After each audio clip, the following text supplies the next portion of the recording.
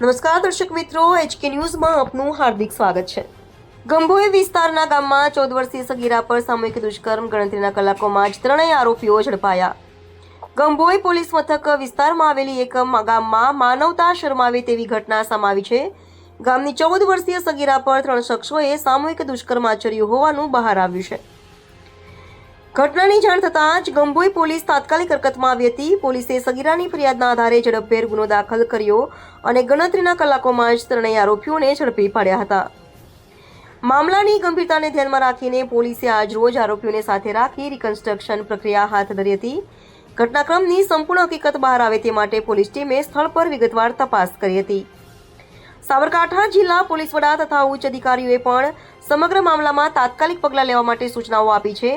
સગીરાને તબીબી તપાસ માટે હોસ્પિટલ ખસેડવામાં આવી છે, જ્યારે આરોપીઓ સામે પોક્સકો કાયદા હેઠળ કડક કાર્યવાહી હાથ ધરવામાં આવી છે। રિપોર્ટર મંજૂર ખણુસિયા, HK ન્યૂઝ, હિંમતનગર।